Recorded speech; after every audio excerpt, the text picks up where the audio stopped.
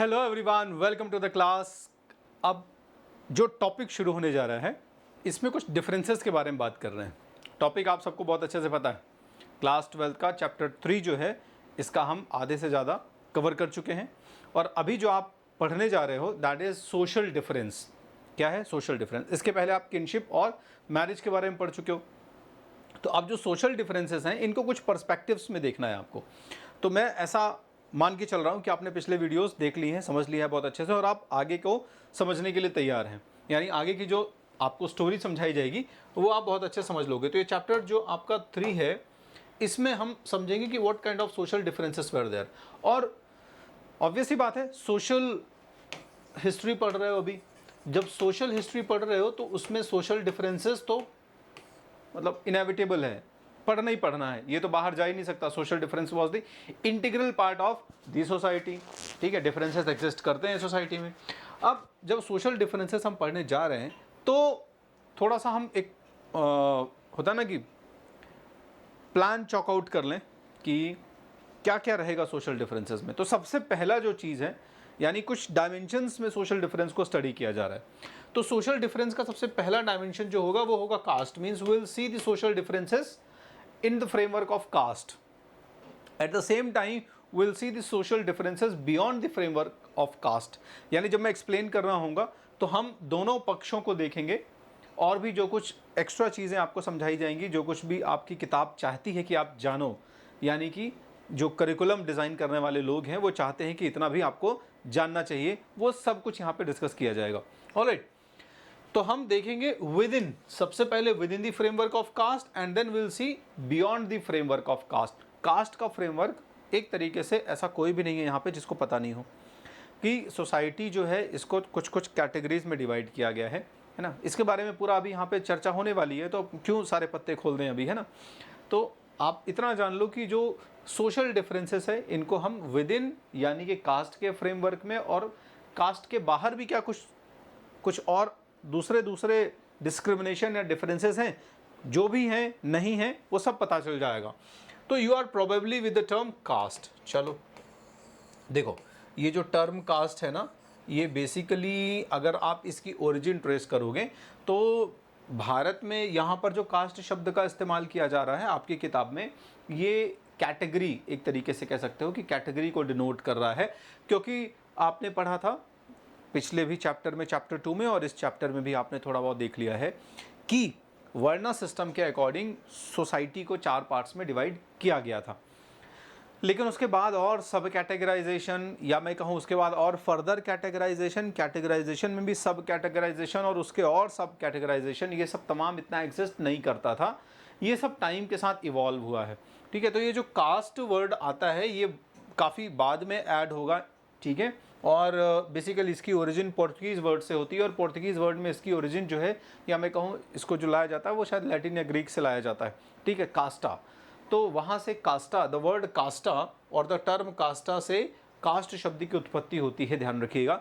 ठीक है, which refers to a set of hierarchical ordered social categories, जिसका अर्थ होता है कि सोसाइटी में हायरार्की, ये वर्ड भी बहुत इंपॉर्टेंट है। जब हम कहते हैं हायरार्की, इसका मतलब है कि कुछ प्रिविलेजेस के बेसिस पर अपर लोअर, हायरार्की की जब भी हम बात करते हैं तो क्या होता है, हायरार्की में एक इक्वलिटी का स्टेटस नहीं रहेगा। हायरार्की का मतलब ही है कि नीचे से ऊपर या ऊपर से नीचे कुल मिला के, मतलब अपर से लोअर की तरफ या लोअर से अपर की तरफ। तो एक हायरार्की जो सेट होती है उसमें बेसिकली अपर होगा, ठीक है, फिर उसके बाद इस तरीके से नीचे जाते जाते कौन किस कैटेगरी पे आता है। तो यहाँ पे बहुत क्लियर हो रहा होगा कि हायरार्कियल ऑर्डर है सोशल कैटेगरी का। मीन सबसे प्रेफरेंशियल कैटेगरी कौन सी होगी, देन उसके बाद सेकंड मोस्ट प्रेफरेंशियल कैटेगरी कौन सी होगी, and then the least preferential category कौन सी होगी। इस बेसिस में सोसाइटी को कैटेगराइज किया गया है। The ideal order was laid down in, अब ये जो सोशल कैटेगराइजेशन है it comes from the Vedas. ठीक है, तो वेदा में जो कैटेगराइजेशन था that was only varna system. ठीक है, and varna system in the beginning, alright, शुरुआत में क्या है, ब्राह्मणास, क्षत्रियास, वैश्यास और शूद्रास, इनके बारे में भी शायद यहाँ पे बात होगी। ठीक है, चलो तो हम और डिटेल में देखेंगे मेरे ख्याल से ब्राह्मणा, क्षत्रियाज, वैश्याज और शूद्राज, ठीक है ना। हाँ, तो यहाँ पे अभी इनके बारे में बात होने वाली है, ठीक है। चलो, तो यहाँ पे सिर्फ इतना ही बता देता हूँ मैं, अभी आगे जैसे जैसे उनके फंक्शंस आएंगे ना तो उस बेसिस पर हम डिस्कशन करेंगे। ऑलराइट, तो ब्राह्मणास हो गए, क्षत्रिय हो गए, वैश्य और शूद्र, ये 4 हायरार्कीज बेसिकली, या मैं कहूँ 4 कैटेगरी। इसमें देखो हायरार्की जैसा कुछ वर्ड नहीं था बेसिकली। अब हाँ, on the basis of the occupation they are performing, आप कह सकते हैं कि कुछ लोगों के ऑक्यूपेशन ज़्यादा प्रेजवर्दी हैं, कुछ लोगों के प्रेजवर्दी नहीं है उतने, ठीक है। बट सबका इंपॉर्टेंट रोल है सोसाइटी में। सोसाइटी बिना एक के नहीं चलेगी, सबके कॉमन कंट्रीब्यूशन से सोसाइटी चलेगी, ब्राह्मण, क्षत्रिय, वैश्य और शूद्र के। तो इसमें किसी को बहुत सुपीरियर समझना, किसी को इन्फीरियर समझना, दैट इज मिस्टेक। ऑलराइट, तो ये जो सोशल कैटेगरीज यहाँ पे बनाई गई हैं, ये कहाँ से आती हैं? ये उन्हीं बुक से, रिलीजियस बुक से आती हैं जिनको आपने कुछ समय पहले क्या कहा है, धर्मसूत्रास और Dharmashastras. Alright, Dharmasutra, Dharmashastras were the literatures or the books compiled by the Brahmanas around the 6th century before common era. Alright, ये सबको बहुत बढ़िया से पता है। Brahmanas claimed that this order, ठीक है, यानी ये जो पूरा सिस्टम कैटेगरी बना है, इसकी जो है ओरिजिन जो है वो डिवाइन है, ध्यान रखना है ना। मीन्स ब्राह्मणास, एक होता है ना कि जैसे मान लो चैलेंज किया जाएगा, जब पूछा जाएगा कि भाई कैसे आपने अपने ऊपर, अपने आप को सबसे ऊपर रखा हुआ है, फिर क्षत्रिय रखा हुआ है, फिर वैश्य शूद्र इस तरह से रखा हुआ है, कुछ तो गणित होगा। तो ये कहेंगे गणित देखो यही है कि जब दुनिया बनी तो उसके बाद वेदास भगवान ने दिए, और वेद में इस तरह का कैटेगराइजेशन या इस तरीके का सिस्टम क्लासिफिकेशन का रखा, तो कुल मिला के it has a divine origin. तो इसकी जो उत्पत्ति होती है वो दैवीय है, हम इंसानों ने नहीं बनाई है बेसिकली। ऑलराइट, सो डिवाइनली ऑर्डेंड है ये। ऑलराइट, बहुत बढ़िया, ठीक है। मतलब कह सकते हो ना, पूछ लोगे ब्राह्मणास कि क्यों आप अपने ऊपर अपने आप को सबसे ऊपर रख दिए, बड़े होशियार बन गए। बोले भैया हम अपने आप को ऊपर नहीं रखे हैं, ठीक है। हम ये क्वालिटीज़ हैं, देख लो अलग अलग लिटरेचर्स में, उपनिषद में, वेदास में आप देखेंगे तो ब्राह्मणास की क्वालिटी को एक्सप्लेन किया गया है। हाँ, अगर आप वो क्वालिटी पॉसेस नहीं करते हैं तो यू आर नॉट अ ब्राह्मणा, ध्यान रखना। आजकल तो कोई नहीं है, मतलब ऐसा नहीं कहना चाहिए, पर मैक्सिमम लोग जो है ना, मतलब जो बहुत डेडिकेटेड हैं उनकी बात छोड़ दी जाए, बड़े साधु और बहुत सारे लोगों की बात छोड़ दी जाए, उनको, मतलब मैंने ऐसा नहीं कहा, नॉर्मल इंसानों की बात की जा रही है यहाँ पे कि they term themselves as Brahmana, but there are so many qualities which are enlisted, कि सुबह कैसे उठना चाहिए, क्या करना चाहिए, दिन में भर में क्या करना चाहिए, ठीक है। तो अगर आप वो सब फॉलो करते हैं एज पर द वैदिक इंजंक्शंस, तो definitely you are the Brahmana, और if you are not following तो नहीं है। तो यहाँ पर क्या कह रहे हैं ये लोग?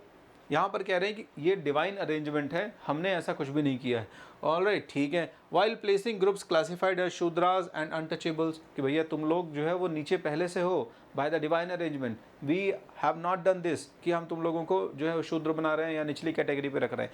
बट खास बात यहाँ पर ये होनी चाहिए कि आपको ये भी बताना चाहिए था कि शूद्र का मतलब ये नहीं है कि वो सिर्फ निचली कैटेगरी का व्यक्ति हो गया, ठीक है। जो क्वालिटीज़ डिस्क्राइब की गई हैं कि एक पर्सन जिसके अंदर कुछ इस तरह के कैरेक्टरिस्टिक्स हैं, गुण हैं, लक्षण हैं, वो शूद्र कहला देगा, ठीक है। तो वो व्यक्ति प्रयास कर सकता है ना कि अगर उसका बहुत ही मन है तो instead of challenging the system, वो अपने अंदर वो क्वालिटी कल्टीवेट कर ले, तो ऑब्वियस सी बात है फिर वो प्रमोट भी हो सकता है। ऑलराइट, ठीक है।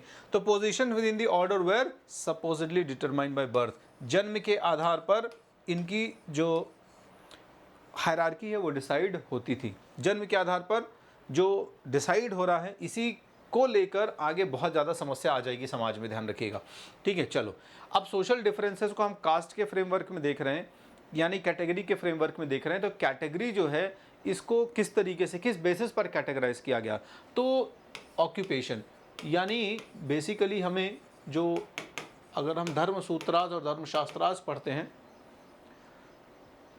और लिटरेचर्स पढ़ते हैं ब्राह्मणास के, तो हमें समझ आता है कि कौन सा ऐसा पॉइंट है, कौन सा ऐसा क्राइटेरिया है जिस क्राइटेरिया के बेसिस पर सोसाइटी में ये जो क्लासिफिकेशन किए गए हैं वो है। यानी वो कौन सा क्राइटेरिया है क्लासिफिकेशन का सोसाइटी का? तो आप कह सकते हैं ऑक्यूपेशन, सबसे पहली चीज़ है ऑक्यूपेशन। इसमें एक और चीज़ आती है क्वालिटी, कैरेक्टरिस्टिक्स, जो कि नहीं लिखा है, कोई दिक्कत नहीं, हम ऑक्यूपेशन को लेकर चलते हैं, ध्यान रखना, ठीक है ना। तो गुण बेसिकली और कर्म। तो यहाँ पर ऑक्यूपेशन का मतलब कर्म से है, एक्शंस आप कह सकते हैं, what kind of action particular is performing. इसलिए ऑक्यूपेशन और एक्शन का ज़्यादा इंपॉर्टेंट है बर्थ के कंपैरिजन में। अभी आपने देखा कि बर्थ के ऊपर बात हो रही थी, ठीक है, ये देखो बर्थ के ऊपर, लेकिन बर्थ इतना इंपॉर्टेंट नहीं है, ध्यान रखना। आप अपना इम्प्रूवमेंट कर सकते हो on the basis of occupation and action.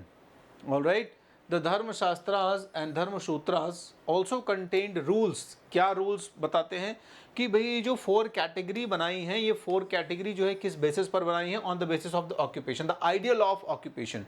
ठीक है, what is the ideal occupation for a particular kind of category और particular kind of the hierarchy। जिस भी hierarchy में किसी भी particular person को रखा गया है, whether they are brahmanas, whether they are Kshatriyas, वैश्यास और शूद्रास, ठीक है, तो इनके अपने कुछ occupations हैं। अब ऑक्यूपेशन को नॉर्मली हम लोग क्या समझते हैं कि किस तरीके का वो प्रोफेशनल एक्टिविटी करता है। नॉर्मली हमारे समाज में या हमारे दिमाग में यही आइडिया है ना कि ऑक्यूपेशन का मतलब है कि किस तरीके का पर्टिकुलर प्रोफेशनल एक्टिविटी कर रहा है, किस तरीके का काम कर रहा है। नहीं, यहाँ पर ऑक्यूपेशन सिर्फ इस चीज़ से नहीं है कि वो किस तरीके से अपनी आजीविका कमा रहा है। ठीक है, आजीविका तो एक चीज़ हो गई, लेकिन आजीविका के साथ साथ उसमें बहुत सारे मोरालिटी, एथिक्स के प्रिंसिपल्स जुड़े हुए हैं उस लाइवलीहुड कमाने के तरीके में। अपनी लाइफ, अब देखो सब्सिस्टेंस तो सबको करना होगा ना, लाइवलीहुड तो सबको करना ही होगा। जितने लोग इस आ गए दुनिया में, उनको किसी तरीके से अपनी बॉडी को सस्टेन करना है। अब बॉडी को सस्टेन करने के दौरान आपकी कौन सी इनहेरेंट कैरेक्टरिस्टिक्स हैं, क्वालिटीज़ हैं, जिनके बेसिस पर आपको एक्शन परफॉर्म करना चाहिए। ऑलराइट, तो यही आपका ऑक्यूपेशन डिसाइड करेगा क्या करना चाहते हैं बेसिकली, कौन से आपके नेचुरल कैरेक्टरिस्टिक, कौन से नेचुरल एट्रीब्यूट हैं आपके, उसी तरीके का ऑक्यूपेशन करोगे तो बहुत सुटेबल रहेगा तुम्हारे लिए। और अगर मान लो तुम्हारी कुछ इनहेरेंट क्वालिटीज़ नहीं है और तुम वो ऑक्यूपेशन करने जाओगे तो बड़ा मुश्किल हो जाएगा फिर तुम्हारे लिए दुनिया में सर्वाइव करना, सक्सेस अचीव करना। तमाम दुनिया भर के फ्रस्ट्रेशन और समस्याएं तुम्हारे साथ जुड़ सकती हैं। तो ये बात बहुत प्रैक्टिकल है अगर आप इसको बहुत बढ़िया से गहराई से समझें तो। ठीक है, चलो अभी समय इतना नहीं है क्योंकि इस पर्टिकुलर टॉपिक को भी ख़त्म करना है। कभी इसके ऊपर बात कर सकते हैं कि किस तरह से ऑक्यूपेशन बहुत इंपॉर्टेंट होते हैं as per the attribute of particular person. ठीक है, तो वर्ण व्यवस्था की जो 4 कैटेगरीज हैं, इनके कुछ ऑक्यूपेशन के आइडियल हैं। अब एज पर द धर्मसूत्रास और धर्मशास्त्रास कौन कौन से आइडियल हैं वो अगर हम समझें, ठीक है, तो Brahmanas were suppose to study and teach the Vedas. क्या कहा गया कि जो ब्राह्मण भाई साहब लोग हैं, इनको क्या करना है, they are suppose to study. ठीक है, पढ़िए, क्या पढ़िए, शास्त्र वेद पढ़िए। ठीक है, बहुत बढ़िया से गहन अध्ययन करिए, इसका डीप स्टडी करिए, इसको बहुत अच्छे से रियलाइज़ करिए, इसको समझिए, इसको बहुत बढ़िया से। ठीक है, they were suppose to study, जब पढ़ लेंगे तो उसके बाद आपको पढ़ाना है। Then to teach the Vedas. ठीक है, अध्ययन करिए और अध्यापन करिए। Alright, teach, first you understand it, first you realise it and then share the knowledge with the others and make the others realized the truth of the Vedas. All right, then perform sacrifices, यज्ञ करिए and get sacrifices performed, करवाइए दूसरों से। All right, तो promote and motivate the other category of the people or other people in the Varna system or the society, Kshatriyas and the Vaishyas, to perform the sacrifices and you yourself perform the sacrifice। आपको खुद को भी यज्ञ करना है, हवन करना है। All right, तभी समझ रहे हो, ब्राह्मणास हो। अब देखो अच्छे अच्छे, जब आप बढ़िया पढ़ेंगे, जब बढ़िया पढ़ाएंगे तो बढ़िया पढ़ने और पढ़ाने में 2 चीज़ आ जाती है, प्रैक्टिस, बिहेवियर। ठीक है, एक तो होता है कि आपने पढ़ लिया बहुत बढ़िया से, थ्योरी पढ़ ली और आपने जाके थोड़ा सा पढ़ा दिया। एक्सपीरियंस नाम की चीज़ बहुत कम है आपके पास। उस थ्योरी को डिलीवर करने का एक्सपीरियंस अलग चीज़ होती है, लेकिन कुछ रियलाइजेशन। लेकिन जब आप, वेदास में बहुत सारी ऐसी चीज़ें लिखी हैं कि थ्योरी को भी जब आप बहुत थोड़ा सा contemplate करते हैं तो you will get some realization, and when you share the realization with the experiences of your life, then you can make others realized। ठीक है, तो ये बड़ी इंपॉर्टेंट चीज़ है, बहुत इंपॉर्टेंट चीज़ है इस चीज़ को समझना कि सब कोई नहीं पढ़ेगा, सब कोई नहीं समझेगा, आपका इंटरेस्ट भी तो होना चाहिए। अब मान लो आपका इंटरेस्ट ही नहीं और आपके सामने बहुत अच्छी अच्छी चीज़ें, लिटरेचर खोल के रख दिया गया जिसमें मोरालिटी और एथिक्स के, वैल्यूज़ के बहुत बड़े बड़े प्रिंसिपल्स के बारे में बात की गई है। ठीक है, ये खाना चाहिए, ये नहीं खाना चाहिए, ऐसे रहना चाहिए, इतनी देर सो के उठना चाहिए, ऐसे बात करनी चाहिए, गुस्सा नहीं करना चाहिए, मतलब तमाम रूल्स रेगुलेशंस जो हैं वो आपके यहाँ फ्रेम्ड हैं। अब मान लो आप कर ही नहीं सकते तो फिर कोई मतलब नहीं। देन आपके लिए वो कैटेगरी नहीं है, भले आप बर्थ है आपका उस ब्राह्मण की कैटेगरी में, बट इंटरेस्ट आपके बिल्कुल भी नहीं है उसमें, आप कोई भी काम नहीं कर सकते हैं वो वाला, ज़रा सा भी आपकी रुचि नहीं आती है, तो फिर ज़बरदस्ती बर्थ से कुछ नहीं होगा, ठीक है, क्योंकि आपके एक्शन आपको डिग्रेड करते चले जा रहे हैं। तो perform sacrifice and get sacrifices performed, ठीक है, यज्ञ करिए, करवाइए, ठीक है। ये इसके साथ साथ गिफ्ट यानी उपहार लेना और देना, रिसीव करना है और गिफ्ट, ठीक है, just give the gifts and receive the gifts, all right. So this is the quality और the occupation of the Brahmana, ध्यान रखिएगा ये ऑक्यूपेशन है basically. And as I said कि ऑक्यूपेशन आप तभी परफॉर्म कर सकते हैं when you have those intrinsic qualities, ठीक है, बाय बर्थ आपकी वो इंट्रिंसिक क्वालिटीज़ हैं। तो यहाँ पर बाय बर्थ को दो तरीके से समझो, एक कि बाय बर्थ सिर्फ सुपरफिशली इम्पोज कर दिया गया कि यस यू आर ब्राह्मणा, और by birth you have cultivated certain intrinsic qualities, because of that you developed certain interest in these activities. तो ये दोनों बातें अलग अलग है। अब आपका इंटरेस्ट है, फिर आपके काम बहुत अच्छे हैं, आपका कैरेक्टर बहुत ब्राइट होता चला गया, then yes you are genuine Brahmana. But you got ठीक है, you got the opportunity to take birth in this family, but you haven't certain attribute intrinsic qualities, और with the time आपने cultivate भी नहीं किया, आपने develop भी नहीं किया उस interest को, तो आपकी activity degrade होती चली जा रही, तो you cannot be termed as a brahmana, all right। this is the very very very important point, आपको ध्यान रखना है। Kshatriyas were to engage in the warfare। अब देखो कुछ इनको जब कहा गया कि क्षत्रियाज भाई साहब you have certain intrinsic qualities, mode of passion is dominated in your personality, mode of passion is dominated in your personality, ठीक है। तो when mode of passion is dominated in your personality, it simply means that anger passion is intrinsic to your nature. तो जब ये सारी चीज़ें हैं तो आप डोमिनेंट पर्सनैलिटी वाले हैं, ठीक है। अब डोमिनेंट पर्सनैलिटी वाले हैं तो आपको ये प्रोफेशन शूट करता है।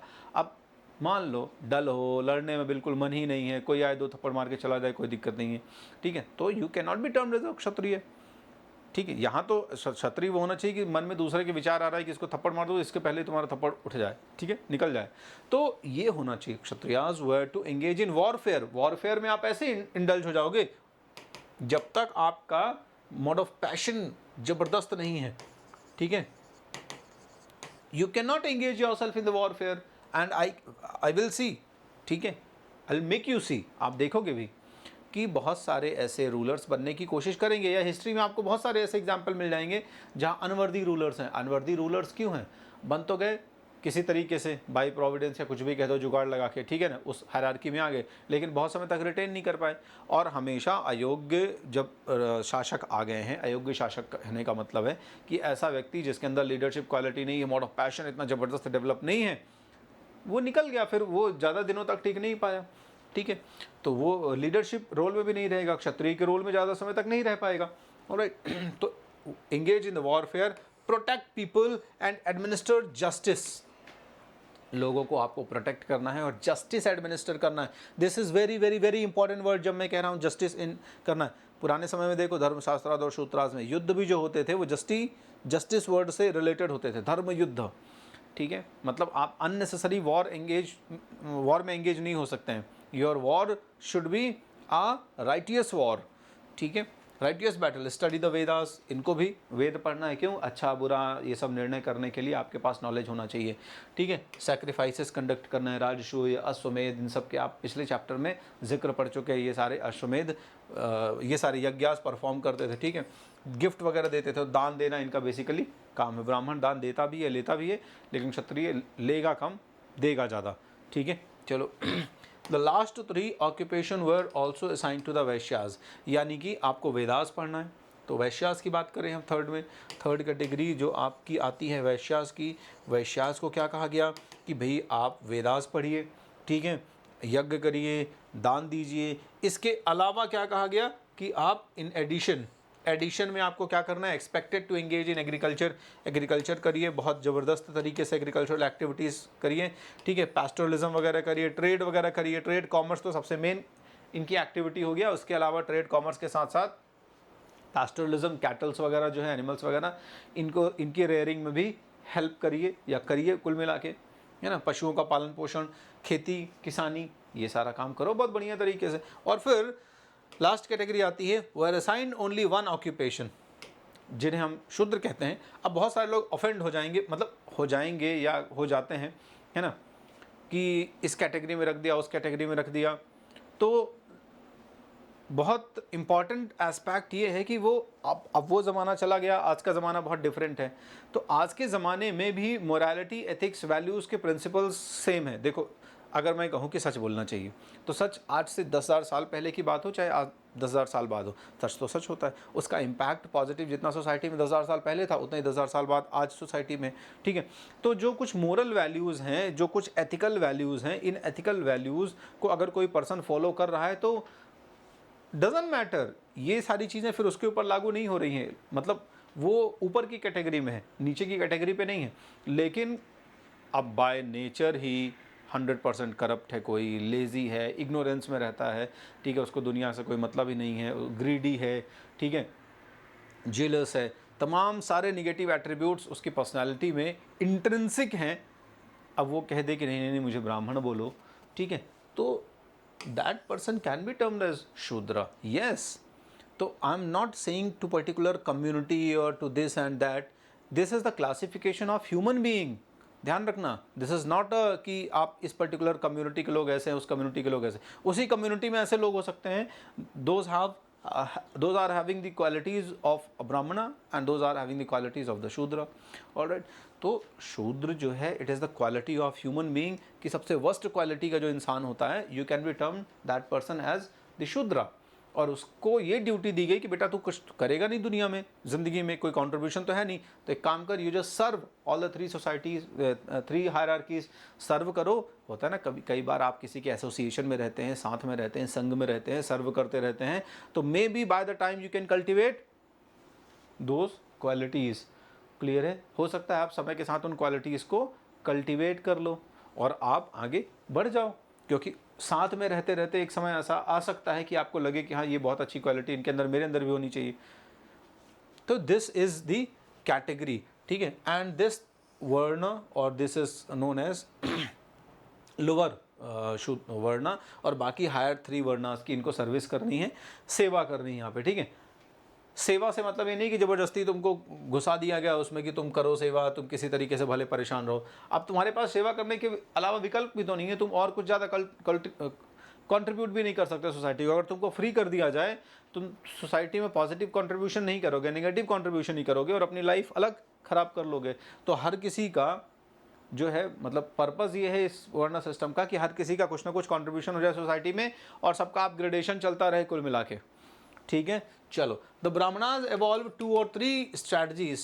अब वर्णा सिस्टम का ये जो क्लासिफिकेशन है, ये क्लासिफिकेशन प्रॉपर फॉलो होता रहे, ठीक है, इसके लिए जुगाड़ भी कर लिया, ठीक है।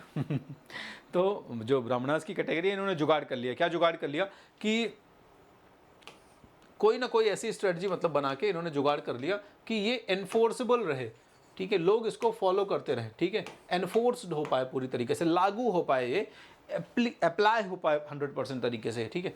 तो क्या स्ट्रेटजीज ड्रॉ कर रहे हैं भैया, ये जो नॉर्म्स बनाए हैं, इन नॉर्म्स को एनफोर्स किया जा सके, इसके लिए इन्होंने क्या किया। सबसे पहला one as we have just seen, सबसे पहला जो जुगाड़ या सबसे पहली स्ट्रैटेजी है वो है टू असर्ट द वर्ण दैट द वर्ण order was of divine origin. तो सबसे पहले उन्होंने कह दिया कि भैया देखो ये हमारा बनाया नहीं है, ठीक है, दिस वर्ण सिस्टम हैज़ डिवाइन ओरिजिन।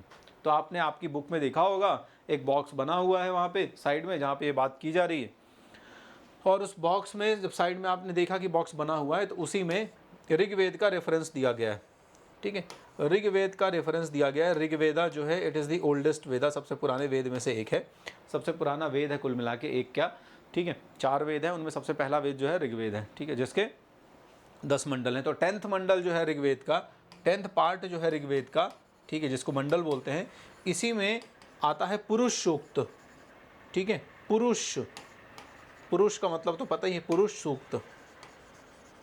तो यहाँ पर पुरुष का मतलब किसी वैसे इंसान की बात नहीं की गई है, यहाँ पर इंटायर कॉस्मिक मैनिफेस्टेशन को एक डिवाइन ह्यूमन बीइंग या मैं कहूँ डिवाइन बीइंग मान लिया गया है, ठीक है ना। तो विराट पुरुष कहते हैं इसको। विराट पुरुष का मतलब है कि इस पूरे संसार, पूरा मतलब समझ रहे हैं ना, एंटायर कॉस्मिक मैनिफेस्टेशन को एक पर्सन के तौर पर ट्रीट किया गया, जिसे हम विराट पुरुष कहते हैं।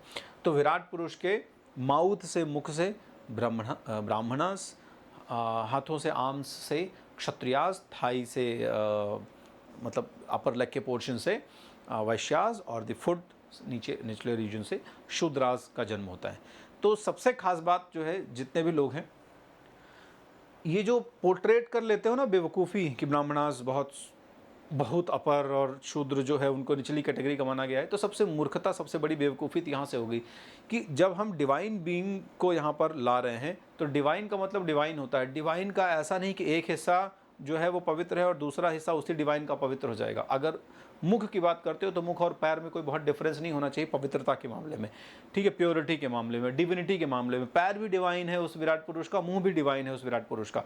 तो डिविनिटी जो है वो शूद्र में भी होगी और डिविनिटी जो है वो ब्राह्मणास में भी होगी।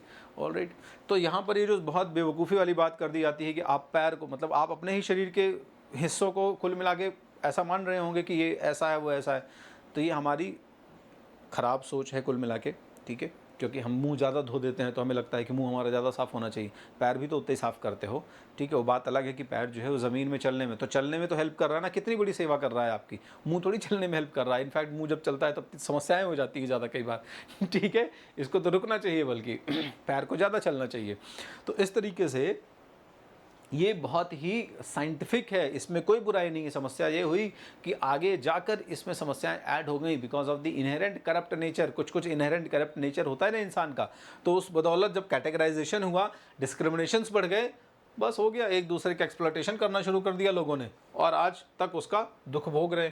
तो सबसे पहली चीज़ तो ये कह दिया कि भैया ये पुरुष सूक्त जो विराट पुरुष, इसके बॉडी से ये इमर्जेंस हुआ है और मुख से ये इस तरीके से निकले हैं, तो हमने नहीं बनाया, ठीक है। ये डिवाइन ओरिजिन है, बेसिकली ये डिवाइन ओरिजिन है, हमने नहीं बनाया। तो सबसे पहले तो ये बता दिया गया कि भाई अगर आप प्रोटेस्ट करने जा रहे हो, आप चैलेंज करने की कोशिश कर रहे हो, तो डिवाइन ओरिजिन हो गया। अब डिवाइन के सामने कौन लड़ने जाएगा, इसलिए उन्होंने कहा कि देखो एनफोर्सेबल है, आपको फॉलो करना पड़ेगा because it is established bye the divine order, ठीक है। सेकेंड, उन्होंने जो रूलिंग क्लास थी उनको स्क्रू कर दिया बढ़िया टाइट उनका, कि देखो भैया ऐसा है महाराज जी कि आपका काम है, this is your duty to ensure that these norms are followed within their kingdom. मतलब आपके राज्य में ये चीज़ें 100% फॉलो होनी चाहिए। कोशिश करना, ध्यान रखना कि कहीं से कहीं तक कोई डाइवर्जन नहीं होना चाहिए।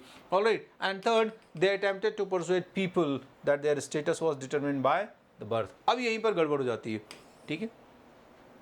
उस समय थोड़ा सा इस तरीके से, जैसे मैंने बात की ना, ऐसे थोड़ा कम लोग थे।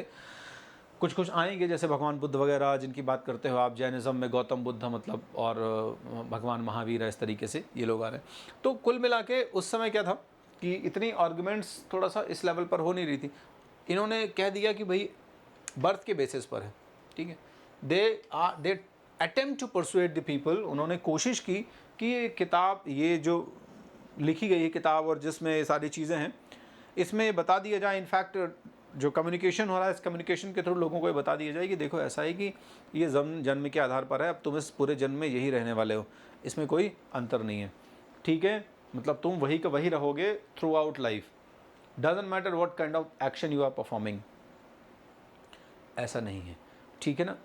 कुछ जगह हमें रिजिडिटी दिखती है, ऐसी बात नहीं है। वैदिक काल में और तमाम लिटरेचर्स जो है एपिक्स में रिजिडिटी दिखती है आपको, लेकिन इसका मतलब ये नहीं है कि आप अच्छे काम नहीं परफॉर्म कर सकते थे, ठीक है। Alright, however this was not always easy. जैसा कि मैंने कहा, यह हमेशा आसान नहीं होता था, क्लियर।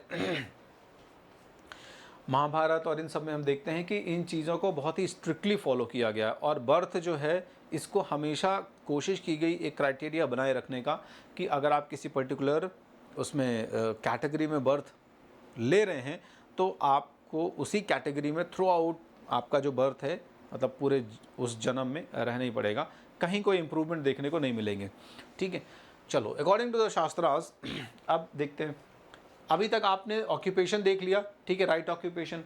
अब थोड़ा सा हम डाइवर्जन भी देखना शुरू करते हैं कि मतलब कुछ बदमाशियां हो रही हैं उस ज़माने में भी, ठीक है, बदमाशियाँ कैसे हो रही हैं कि कुछ लोग हैं जो कि इस वर्ण सिस्टम के जो सेट प्रिंसिपल्स हैं, ठीक है, इसके उबड़ खाबड़ जाके उसके यहाँ वहाँ जाके काम कर रहे हैं, ठीक है। तो सबसे पहले non Kshatriya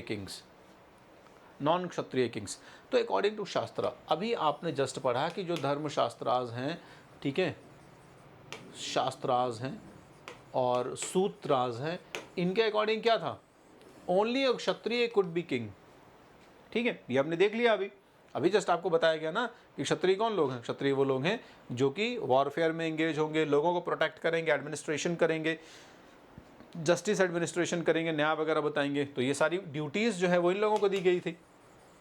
all these duties were given to the Kshatriya class, ठीक है।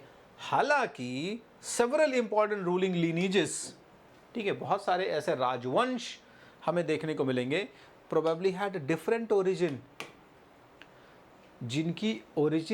जिनका बर्थ क्षत्रिय में नहीं होता है, but they acted like a Kshatriya. In fact Brahmanas मिल जाएंगे इसमें। ब्राह्मणा जो हैं वो उसी धर्मशास्त्र को बाकायदा सपोर्ट भी कर रहे हैं और वही रूल भी कर रहे हैं। अब ऐसा बदमाशी क्यों हो रहा है भाई?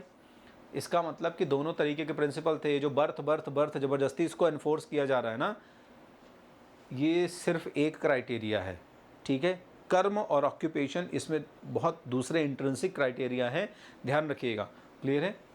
चलो, तो the social background of the Mauryas, the social background of the Maurya की अगर हम बात करें तो मौर्यास, तो as per the different literatures, जब आप डिफरेंट लिटरेचर्स पढ़ते हैं तो आपको उसमें पता चलता है कि जो मौर्य हैं, ठीक है, जिन्होंने कितने बृहद साम्राज्य के ऊपर शासन किया, और you can say that they establish the first largest empire, ठीक है, मगध। तो जब हम मगध की बात करते हैं तो मगध एक विशाल साम्राज्य है, और इन्होंने इतने विशाल साम्राज्य की स्थापना की, पहला भारत का विशाल साम्राज्य बना दिया मौर्याज ने, चंद्रगुप्त मौर्य और फिर उसके बाकी वंशजों ने। बट ऐसा कहा जाता है कि इनकी जो ओरिजिन है दैट इज़ हॉटली डिबेटेड, बहुत ही गर्म बहस छिड़ी। इनफैक्ट उस ज़माने में जब चंद्रगुप्त मौर्य सम्राट बना, तो उसको असिस्ट करने वाले या हेल्प करने वाले जो सबसे इम्पॉर्टेंट फिगर थे as per the stories, Chanakya, Vishnugupta, Kautilya, he faced the wrath of the Brahmanas, or you can say he faced lot of protest from the Brahman community at that time. Why? Because they started asking how is it possible that you can support a Shudra person to become an emperor or the king. तो चाणक्य यहाँ पे समझाने की कोशिश करेंगे birth और यही occupation, जो मैंने आपको बताया ना कि भाई साहब ऑक्यूपेशन भी कोई चीज़ होती है, क्वालिटीज़ और इंट्रिंसिक नेचर भी कोई चीज़ होती है, एक्शन भी कोई चीज़ होती है। बर्थ सिर्फ एक क्राइटेरिया नहीं हो गया, ध्यान रखिएगा। इनफैक्ट अगर उसके ऑक्यूपेशन, एक्शन और इंट्रिंसिक नेचर डोमिनेट हो रहे हैं, मतलब बहुत अच्छे हैं और वो क्षत्रिय की तरह हैं, तो हमें बर्थ को किनारे कर देना चाहिए, क्योंकि बर्थ के बेसिस पर अगर आप किसी के टैलेंट को किल कर रहे हो तो that is the foolishness, boss, foolishness है ये, ठीक है। और किसी को बर्थ के बेसिस पर ज़बरदस्ती मेरिट्स दे रहे हो, ठीक है, भले उसके अंदर क्वालिटी नहीं है, फुलिशनेस, ठीक है। चलो तो ये बहुत इंपॉर्टेंट हो गया यहाँ पे। दैट वाज हॉटली डिबेटेड, तमाम बड़ी गर्म बहस छिड़ी इसके ऊपर, ठीक है। तो लेटर आगे जाके आप देखेंगे, जैसे ब्राह्मणिकल जितने टेक्स्ट हैं, ब्राह्मणिकल टेक्स्ट में मौर्यास को लोअर बॉर्न, लोअर ओरिजिन कहा गया है कि ये शूद्र या लो ओरिजिन के हैं। वहीं पर बुद्धिस्ट टेक्स्ट में क्या कहते हैं, देवर क्षत्रियास, ठीक है। ब्राह्मणिकल टेक्स्ट में इनको लोअर ओरिजिन का बताया गया, लेकिन बुद्धिस्ट टेक्स्ट में क्षत्रियास बताया गया है। अभी अलग अलग है, इसलिए भी हो सकता है क्योंकि बुद्धिस्ट टेक्स्ट में अशोक वगैरह को तमाम बहुत ज़्यादा प्रेज़ किया गया है, और बुद्धिस्ट टेक्स्ट तो कर्म के ऊपर है, मतलब बुद्ध के का सिद्धांत जो है वो ज़्यादातर कर्म के ऊपर है, जन्म के ऊपर बहुत ज़्यादा भरोसा नहीं रख रहे हैं। तो कर्म यहाँ क्षत्रियों वाले हैं, तो बुद्धिस्ट जो लिटरेचर है वो कर्म के ऊपर जा रहे हैं, ना कि जन्म के ऊपर। ब्राह्मणिकल लिटरेचर जन्म के ऊपर ज़्यादा स्ट्रेस कर रहे हैं उस समय कुछ, इसलिए इन्होंने यही कहा कि ये लोअर ओरिजिन है, because they are just looking at the birth, the criteria of the birth, whatever is the reason. But यहाँ से आप अपने हिसाब से समझ लो, मैंने बहुत हिंट दे दिया आपको, ठीक है, कि क्या आइडियल होना चाहिए। देन द शुंगास, अब जैसे ही मौर्यास खत्म होते हैं तो मौर्यास के बाद हमें सीन में और रूलर दिख जाते हैं, ठीक है। जैसे मौर्यास जैसे ही खत्म हुए तो उसके बाद आते हैं शुंग, पुष्यमित्र शुंग, ठीक है। जो शुंग रूलर्स हैं they are Brahmanas, they are Brahmanas, ठीक है। द इमीडिएट सक्सेसर, ऐसे ही कण्वास जो कि शुंग के जस्ट बाद आते हैं, तो Shunga and Kanva the immediate successor of the Mauryas were Brahmanas. अब देखो भैया, तुम्हारे ही पूर्वजों ने न लिखा है, तुम तो ब्राह्मण हो, पुष्यमित्र शुंग कह दूँ मैं, कण्व कह दूँ मैं, तो तुम लोग तो ब्राह्मण हो, और तुम्हारे ही पूर्वजों ने क्या लिखा है कि ब्राह्मण को तो पढ़ना लिखना सिर्फ चाहिए, वेद पाठ करना चाहिए, और यज्ञ करना चाहिए, यज्ञ कराना चाहिए, दान लेना देना चाहिए। कहाँ आप रूल करने आ गए? You are breaking your own rules. एक तरीके से कर्म है भैया, कर्म, सिर्फ जन्म नहीं है। कितनी बार मैंने इसीलिए दोहरा दिया, ध्यान रखना, ठीक है ना। तो यहाँ पर शुंग और कण्व जो है the immediate successors of the Mauryas, they were basically Brahmanas. Alright, तो ये लोग ब्राह्मण हैं। तो यहाँ हमें बहुत ज़्यादा डेविएशन देखने को मिल रहा है ना उन सेट प्रिंसिपल से। मतलब शुरुआत में भी आपने क्या पढ़ा कि Brahmanas are trying to devise the strategy so that these principles are enforced properly, but we can see some non-kshatriya kings are there, and what is this indicating to us? क्या indicate कर रहा है हमको? In fact, political power was effectively open to anyone who could master support, who could muster support, मतलब जो support को समर्थन को जुटा सके, इकट्ठा कर सके, उसी के हाथ में, है ना, जिसकी लाठी उसकी भैंस टाइप का, ठीक है, उसी के हाथ में शक्ति जो है वो आती थी, ठीक है। सपोर्ट गेन कर सके, रिसोर्सेज पर कब्जा कर सके, and rarely depended on birth as a Kshatriya. मतलब यहाँ पर हमें देखने को मिलता है कि जो एडमिनिस्ट्रेटिव क्लास है, इसमें डिफरेंट सेक्शंस का आना बर्थ के क्राइटेरिया को 100% फॉलो नहीं करता है। क्लियर है? तो मेरे ख्याल से यहाँ पे बहुत बढ़िया से आपको समझ में आ गया होगा। Other rulers such as the Shakas, ठीक है। अब अभी तो हमने अपने घर के रूलर्स के बारे में बात कर ली, मतलब जो इंडिजिनस थे, ठीक है, बाहर से नहीं आए थे। लेकिन कुछ ऐसे रूलर्स के बारे में भी चलो बात कर लेते हैं जो बाहर से आए हुए हैं, ठीक है, इंडिजिनस नहीं है। शुंग और कर्ण तो यहीं के हैं, ब्राह्मणास थे ना, बाय ओरिजिन बाय बर्थ, ठीक है। तो बाय ओरिजिन बाय बर्थ अगर ब्राह्मणास हैं तो ठीक है, उन्होंने कर लिया।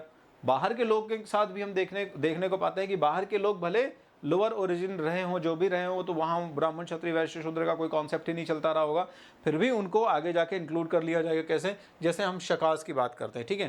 तो ये लोग सेंट्रल एशिया से आ रहे हैं। सेंट्रल एशिया कई बार बता देता हूँ मैं ना, तो याद ही हो गया तो आपको, जैसे कजाकिस्तान हो गया, उज्बेकिस्तान हो गया, तुर्कमेनिस्तान हो गया, है ना, ये जो कंट्रीज़ कहलाती है सेंट्रल एशियन कंट्रीज़ कहलाती है, मंगोलिया वगैरह तमाम सब। तो सेंट्रल एशिया से आए शकास लोग, and they are regarded as Mlecchas. Mleccha कहते थे इनको, समझ रहे हो? ब्राह्मणास जिनको म्लेच्छ कहते हैं, तो म्लेच्छ जो है बहुत ही, समझ रहे हो, पॉल्यूटेड, दूषित कैटेगरी है, बहुत ही ज़्यादा पॉल्यूटेड कैटेगरी मानते हैं इसको ब्राह्मणास, और इनको देखना तक पसंद नहीं करते। आँख चली गई तो थोड़ा सा पानी से धोना पड़ेगा आँख को। मतलब कुल मिला के ऐसे व्यक्ति जो इतने ही गर्हित, इतने ही एबोमिनेबल एक्टिविटी में है as per the Brahminical literature, जिनकी तरफ देखना भी नहीं चाहिए हमें। अनटचेबल ही एक तरीके से मान लिया, अनटचेबल से भी गए गुजरे हैं ये हमारे लिए, ठीक है, ऐसा। तो म्लेच्छ ट्रीट करते थे, है ना, इन लोगों को। बारबेरियंस हैं, आउटसाइडर्स हैं, बाहरी लोग हैं, ठीक है। अब ब्राह्मणास ने इनको इस तरीके के ट्रीटमेंट तो किए इनके साथ में, लेकिन हमें फिर ये भी देखने को मिलता है कि इन्हीं में से कुछ रूलर्स ऐसे हैं जो इंस्क्रिप्शन लिखाते हैं तो संस्कृत में इंस्क्रिप्शन लिखाते हैं, जिनके जो रिलेशनशिप होते हैं वो बड़े हाई स्टेटस वाली क्षत्रिय फैमिली में होते हैं, और शादी ब्याह वाले रिलेशनशिप, और उन शादी ब्याह के रिलेशनशिप बिना पंडितों पुरोहितों के अप्रूवल के कैसे हो जाएंगे? इसका मतलब डायरेक्ट इनडायरेक्टली यहाँ पर ब्राह्मणिकल क्लास जो है वो कहीं ना कहीं इंडल्ज है, कहीं ना कहीं इंक्लूडेड है इस बात पे कि हाँ अप्रूवल है हमारा, ठीक है। तो यहाँ पर हमें देखने को मिलता है one of the earliest inscription, जिसको मैंने सेकंड चैप्टर में आपको हिंट दिया। हिंट क्या, वहाँ पर बताया ही था, बेसिकली चित्र सब दिखाए थे, ठीक है। तो हमारे पास एक इंस्क्रिप्शन है जूनागढ़ गुजरात में, ठीक है, जूनागढ़ का इंस्क्रिप्शन है, और भी इंस्क्रिप्शंस हैं इससे रिलेटेड वैसे तो, ठीक है। तो वहाँ पर जूनागढ़ का इसलिए मैं बोल रहा हूँ क्योंकि ये तुमको मैंने बताया हुआ है, पिक्चर विक्चर दिखाई हुई है बाकायदा, ठीक है। तो रुद्रदमन नाम का शक रूलर है, रुद्रदमन इज़ बेसिकली शक रूलर, ठीक है। अब ये रुद्रदमन भाई साहब जो हैं, इन्होंने बहुत सारे अभिलेख या इंस्क्रिप्शंस लिखाए हुए हैं, ध्यान रखना, क्लियर है। तो इस इंस्क्रिप्शन को उसने किस लैंग्वेज में लिखाया? संस्कृत लैंग्वेजेस में इन्होंने अपने आप को डिस्क्राइब किया हुआ है, अपने एडमिनिस्ट्रेटिव या अपने कंट्रीब्यूशन को यहाँ पर डिस्क्राइब किया हुआ है, लैंग्वेज है संस्कृत। बहुत बढ़िया बात है, संस्कृत लैंग्वेज है अगर तो ठीक है। तो सबसे अच्छा शक रूलर है रुद्रदमन, और संस्कृत भाषा में इसकी जो राइटिंग्स हैं ये इस बात को इंडिकेट करती हैं कि इसके दरबार में संस्कृत स्कॉलर या संस्कृत को जानने वाले लोग रहे होंगे। संस्कृत को जानने वाले ज़्यादातर ब्राह्मणाज ही हैं, ठीक है, क्लियर है, ऑल राइट। यही जूनागढ़ की जो बात कर रहा था, तो यहाँ पर उसने सुदर्शन लेक को रिबिल्ड करवाया था, ध्यान रखने का, सुदर्शन लेक को रिपेयर करवाया था, और इस तरीके से तमाम इंस्क्रिप्शन में इसने अपने आप को मेंशन किया है, ठीक है। चलो चैप्टर 2 में हाँ हमने बात कर ली, ठीक। सो दिस सजेस्ट, इससे क्या हमें जानकारी मिलती है? The powerful Mlecchas were familiar with the सांस्कृतिक traditions, the powerful Mlecchas were familiar with the सांस्कृतिक ट्रेडिशंस। तो बाहर से आए व्यक्ति को संस्कृत सिखाएगा कौन? कोई भी ऐसे तो नहीं सिखा देगा, पुरोहित ब्राह्मण पंडित ही तो सिखाएंगे। क्यों सिखाएंगे? म्लेच्छ है तो कुछ ना कुछ ऐसा हो सकता है कि या तो माइट भी आगे जाके इनकी एक्टिविटीज़ ऐसे हो गई हों जो ब्राह्मणास के लिए एक्सेप्टेबल रही हों, इन्होंने एक पैक्ट किया हो, इन्होंने एक एग्रीमेंट किया हो, या इन्होंने as per the Brahmanic literatures जो है, ज़्यादातर यही चीज़ें हैं कि ये क्या होता था कि यहीं के कल्चर के हिसाब से चीज़ें फिर करने लग जाते थे, यहीं के ट्रेडिशन के हिसाब से चीज़ें करने लग जाते थे, ठीक है। तो फिर ऑब्वियस ही बात है यहाँ की सोसाइटी उनको धीरे धीरे एक्सेप्ट कर लेगी। It is also interesting that the best known ruler of the Satavahana, हमने लास्ट जो अभी वीडियो गया आपका, इस वीडियो में आपने किनशिप और मैरिज वगैरह में सातवाहना का कितना रोल देखा, ठीक है, गोत्र वगैरह ये सब लगाते थे। तो सातवाहना रूलर्स का सबसे बेस्ट नोन एग्जाम्पल हम ले लेते हैं वापस से एक बार, ठीक है यहाँ पे। तो ये जो सातवाहन रूलर्स हैं, ठीक है, सातवाहन डायनेस्टी के जो रूलर्स हैं, जैसे सतकर्णी, गौतमी पुत्र श्री सतकर्णी, ये और तमाम जितने भी हैं सातवाहन डायनेस्टी के, और जितने भी हैं गौतमी पुत्र सतकर्णी हो गए, वशिष्ठ पुत्र पुलमावी हो गए, जितने भी हो गए, यहाँ पर श्री सतकर्णी का जिक्र किया गया है। तो they claim to be both a unique Brahman. अभी क्या कह रहे हैं समझो, ये लोग अपने इंस्क्रिप्शंस में अपने आप को क्या बताते हैं उस समय के, अगर आप डॉक्यूमेंट्स देखोगे सातवाहनों से रिलेटेड, ठीक है, तो इन्होंने अपने आप को क्या शो किया हुआ है? Unique Brahmanas. So they are trying to show themselves as the unique Brahmanas. What is the meaning of unique brahmanas? Eka brahmana. This is the Sanskrit you can say term, ठीक है, एक ब्राह्मणा। This is the claim of the Shri Satakarni, all right। फिर ये अपने आप को क्या कह रहे हैं? Destroyer of the pride of the Kshatriyas. तो आप क्षत्रिय की का घमंड या गर्व तोड़ने वाले, क्षत्रिय दर्प विनाशा, किस तरीके से? तो आप क्षत्रियास का या रूलिंग क्लास का प्राइड खत्म करते करते खुद ही रूल करने लग गए। ये क्या बात हुई भाई साहब, ठीक है। तो the destroyer of the pride of the Kshatriyas, you yourself become Kshatriya. How is it possible? You accepted the pride of others and you become proud, ठीक है। तो इस तरीके से हमें यहाँ पर ये सातवाहनास का अलग ही खेल चल रहा है, ये देखने को मिलता है, ठीक है। Shri Satakarni also claimed to have ensured that there was no inter marriage amongst members of the four varnas. अभी क्या कर रहा है? मतलब दोगलापन दिख रहा है कुल मिला के, है कि नहीं? सातवाहनास में सातवाहन कह रहे हैं कि भैया वर्ण व्यवस्था 100% फॉलो होनी चाहिए, ठीक है, और वर्ण सिस्टम जो है उसको अगर आपको फॉलो करना है तो उसमें सबसे इंपॉर्टेंट चीज़ जो है वो मैरिज का भी ध्यान रखा जाए, ठीक है। नो इंटर मैरिजेस, एक्सोगैमी नहीं होना चाहिए, बाहर के लोगों के साथ में विवाह नहीं होना चाहिए, इनफैक्ट इंटरवर्णा मैरिजेस नहीं होनी चाहिए।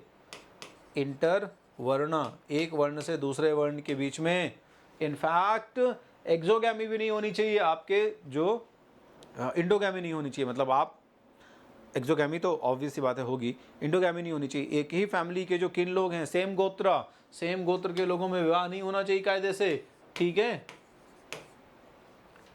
But at the same time he entered into a marriage alliance with the king of the Rudradaman. आप ले लो भैया, ये कह रहा है कि इंटर मैरिजेस अलाउ नहीं है, इंटर मैरिज बिल्कुल मत करना हमारे राज्य में। और दूसरी तरफ क्या हुआ? रुद्रदमन के ही परिवार में इसने मैरिज अलायंस बना ली। तो इसका मतलब है कि पॉलिटिकल इंटरेस्ट ज़्यादा थोड़ा सा डोमिनेट हो रहा है, पॉलिटिकल इंटरेस्ट ज़्यादा इंपॉर्टेंस रख रहा है यहाँ पे, बजाय कि आप एडमिनिस्ट्रेटिव मतलब सोशल जो वैल्यूज़ हैं, या आपका जो वैदिक प्रिंसिपल है उसके अकॉर्डिंग चलो। ऑल राइट, मेरे ख्याल से बहुत अच्छे से समझ में आ रहा होगा आपको। चलो, as you can see from this example, अब अभी तक जितने भी हमने उदाहरण समझे, इन उदाहरणों से आपने बहुत अच्छे से समझ लिया कि integration with in the framework of caste was often a complicated process. Why it is complicated process? Because it is not easy for us to comprehend. कब क्या कैसे डेविएशन करप्शन चल रहे हैं कुछ समझ नहीं आ रहा, बड़ी कॉम्प्लिकेटेड प्रोसेस है इंटीग्रेशन। तो अभी हमने जब शुरू किया था इस पर्टिकुलर डिस्कशन को, तो क्या कहा था कि हम पढ़ने जा रहे हैं यहाँ पर सोशल डिफरेंसेस, और सोशल डिफरेंस जो हम पढ़ेंगे सबसे पहले with in the framework of caste देखेंगे और without the framework of caste, दोनों चीज़ें देखेंगे। ऑलराइट, तो आपने देखा कि जब हम with in the framework of caste देख रहे हैं तो integration with in the framework of the caste is a complicated process. Why it is complicated process? Because sometimes the ideal principles are not followed by even those who are laying down the principles और the rules. ठीक है, उन्हीं लोगों के द्वारा वो नियम कानून फॉलो नहीं किए जा रहे हैं, पालन नहीं किया जा रहा है जिन्होंने इनको बनाया है। ठीक है, चलो, अब जब बनाया है और आप फॉलो नहीं कर रहे हो तो क्या कहेंगे आपको? ठीक है, चलो, तो the Satavahana claimed to be Brahmanas. ठीक है, सातवाहन के तो पीछे पड़ गए हिस्टोरियंस, अब पीछे क्यों ना पड़े? ठीक है, एक तरफ आप कहते हो एक ब्राह्मण, एक तरफ आप कहते हो destroyer of the pride of the Kshatriyas, दूसरे तरफ है ना, और फिर आप ये भी कहते हो कि इंटर मैरिजेस ना हो, और दूसरे तरफ आप खुद ही घोड़े में बैठ के चल देते हो। ठीक है, रुद्रदमन यानी म्लेच्छ परिवार के यहाँ शादी करने के लिए। तो अरे ब्राह्मण क्षत्रिय वैश्य शूद्र में कर लो, तो अब तो शूद्र के नीचे भी चले गए, म्लेच्छ को शूद्र के नीचे भी रख दिया गया है बेसिकली। ठीक है, तो कैसे ब्राह्मण हो भैया? ठीक है, हाँ, मतलब कुछ गड़बड़ ही है यहाँ पे। चलो, तो Satavahana claim to be Brahmanas, whereas according to brahmanas kings ought to have been Kshatriya. तो ये रीजनिंग का क्वेश्चन बन गया है कि नहीं, कि क्या कहते हैं सातवाहना क्लेम टू ब्राह्मणास, सातवाहन जो है ये कहते हैं कि हम ब्राह्मण हैं। ठीक है, जबकि ब्राह्मण जो है अकॉर्डिंग टू ब्राह्मणास जो रूलर होना चाहिए, ठीक, सातवाहना कहते हैं कि हम ब्राह्मण हैं लेकिन साथ में वो लोग रूलर भी हैं, लेकिन ब्राह्मण कहते हैं कि रूलर किसको होना चाहिए? रूलर ब्राह्मण को नहीं होना चाहिए, रूलर क्षत्रिय को होना चाहिए। ठीक है, क्षत्रिय, अगर आप रूल कर रहे हैं इसका मतलब आप क्षत्रिय हैं। तो पिक्चर जो है वो थोड़ी सी कॉम्प्लिकेट टाइप की हो जाती है। They claim to uphold the four fold varna order, साथ में सातवाहना क्लेम करते हैं कि भाई हमें जो फोर फोल्ड वर्ण सिस्टम है, फोर फोल्ड समझ गए ना, फोर फोल्ड बहुत क्लियर हो गया अभी जो हमने बताया ना, वही वर्ण सिस्टम जिसको चार पार्ट्स में डिवाइड किया गया, ब्राह्मणास हो गए, वैश्य हो गया, शूद्र हो गया, क्या हो गया, क्षत्रिय हो गया, वैश्य हो गया, शूद्र हो गया, इस तरीके से। तो these people the Satavahanas they are claiming to be the protector of the four fold varna order. ठीक है, कि भैया हम चार वर्ण को बचाने वाले लोग हैं। ठीक है, but entered into marriage alliances, they entered into the marriage alliances. ठीक है, लेकिन सेम टाइम पर आप एक तरफ तो आप कह रहे हो कि हम चार वर्ण को बचाने वाले, प्रोटेक्ट करने वाले लोग हैं, इसका मतलब ये होना चाहिए कि आपको बहुत ही स्टॉन्च तरीके से, कट्टर तरीके से आपको ये फॉलो करना चाहिए चतुर्वर्ण वाला सिस्टम, इसको चतुर्वर्ण बोलते हैं, फोर फोल्ड वर्ण सिस्टम को। ठीक है, but you are entering into the marriage alliance with the people who were suppose to be excluded from the system. लेकिन आपके शादी ब्याह उन लोगों के साथ में हो रहे हैं जिनको इस सिस्टम से ही कम्प्लीटली एक्सक्लूड किया गया। इनफैक्ट अगर आप इसी सिस्टम में कहीं शादी करते हैं, मान लो शूद्र वैश्य से कर लेते, या मतलब क्षत्रिय शूद्र या वैश्य से कर लेते, तो एक बार ठीक है, करना तो आपको क्षत्रिय में ही चाहिए था। ठीक है, बट वैश्य और शूद्र में कर लिया आपने, बहुत नीचे जाके कर लिया आपने। कुल मिला के कैसे कर लिया आपने? जब पूरे सिस्टम से ही बाहर हैं आप, तो वर्ण सिस्टम के प्रोटेक्टर हैं ना, अपहोल्ड करने वाले हैं इसको, तो आप बाहर जाके कैसे कर सकते हैं? ठीक है, अब आप जानो कैसे कर सकते हैं। And was we have seen they practised endogamy instead, उसमें भी घोर कलयुग, उसमें भी क्या कह रहे हैं कि आप एंडोगैमी प्रैक्टिस कर रहे हैं, सेम गोत्र में शादियाँ कर रहे हैं। ठीक है, तो कैसे ब्राह्मण हो भैया? ठीक है, कौन से वाले ब्राह्मण हो? ठीक है, आज के ज़माने के कलयुगी भी ब्राह्मण हो लग रहा है। ठीक है, तो एंडोगैमी, ठीक है, you are practising endogamy instead of the exogamous system. भाई ब्राह्मण सिस्टम कहता था कि सेम गोत्र में अगर आप शादी कर रहे हैं तो बेसिकली आप, इसका मतलब है कि सेम ब्लड रिलेशंस में शादी कर रहे हैं, अपनी कजिन्स के साथ शादी कर रहे हैं, ब्लड रिलेशन में विवाह हो रहे हैं ना, क्योंकि गोत्र में ये माना जाता था कि एक जो वैदिक सीयर है, ऋषि है, इसके वंशज हैं हम। ठीक है, तो ये यहाँ पर बहुत बढ़िया खतरनाक तरीके का हमको सिस्टम देखने को मिलता है, ठीक है। ब्राह्मणिकल सिस्टम में एक्सोगैमस रिकमेंड है, एंडोगैमी रिकमेंड नहीं है, लेकिन आप यहाँ पर एंडोगैमी फॉलो कर रहे हो, एक्सोगैमी फॉलो नहीं कर रहे हो, तो ब्राह्मणिकल टेक्स्ट से बाहर जाके आप काम कर रहे हो ना। यस, आपको नहीं करना चाहिए। चलो कोई बात नहीं है, कर लिया तो कर लिया, अब जो हो गया तो हो गया, आगे बढ़ते हैं। जातीज एंड सोशल मोबिलिटी। अब हम और बढ़ते हैं कि कैसे सोशल मोबिलिटी आगे बढ़ी धीरे धीरे, प्लस अब आप वर्ण सिस्टम के थोड़ा सा और सब कैटेगराइजेशन की तरफ एंटर करोगे। So these complexities are reflected in another term, ठीक है। अब हम बियॉन्ड जाके देखते हैं यहाँ पे, ठीक है। रेफर टू, इन्हीं टेक्स्ट में, ब्राह्मणिकल टेक्स्ट में जो कुछ और कैटेगरीज रिफर्ड हैं आगे जाके, ठीक है। तो these complexities are reflected in another term use in the text. Brahmanical text में ही हमको ब्राह्मण, क्षत्रिय, वैश्य, शूद्र का तो जिक्र मिलता है, इसके अलावा हमें कुछ और ऐसे टेक्स्ट में कुछ ऐसे टर्म्स का जिक्र मिलता है जिन्हें शायद कहा गया होगा कि माइट बी और खतरनाक सोशली एक्सक्लूडेड या स्पेसिफिक कैटेगरी, जिनको जाति कहा गया है, ठीक है। तो ब्राह्मणिकल थ्योरी में जाति लाइक अ वर्णा, ठीक है, was a based on birth. जाति भी जो है वो बर्थ से ही रिलेटेड है। कुल मिला के वैसे देखा जाए तो जातक या जात यानी कुल मिला के जो व्यक्ति है ना, जहाँ से इसका जन्म हुआ है, तो ये इसका लिटरल मीनिंग भी बर्थ ही निकल के आता है। जाति शब्द का अगर आप रूट ट्रेस करोगे तो आपको यही मिलेगा, जहाँ से आपकी ओरिजिन हुई है, जहाँ से आपका बर्थ हुआ है। ऑलराइट, तो ब्राह्मणिकल टेक्स्ट में जाति को भी वर्ण की तरह उसी में रखा गया कि इसमें बर्थ के आधार पर क्लासिफाई किया गया है। However, while the number of varnas were fixed at 4, there was no restriction on the number of जातिज। ये जो बातें आ रही है ना, ये बातें अब बाद में बहुत बाद में आप कह सकते हो कि ब्राह्मणिकल टेक्स्ट में अगर ऐड की गई हैं तो ये बहुत बड़ा डेविएशन है, या एक तरीके से एडल्टरेशन हो गया उनमें। क्यों? क्योंकि जो आपका वैदिक धर्म है या वैदिक सिस्टम है, इसमें सिर्फ 4 वर्ण के लोग ही थे, और बाकी सारे जो हैं ये सब आती जाति में जिनको रखा गया वो सब शूद्र के अंतर्गत आ जाएंगे, ध्यान रखना, ठीक है। तो क्वालिटी की बात हो रही है यहाँ पे, जो कि मैं पहले भी बोल चुका हूँ।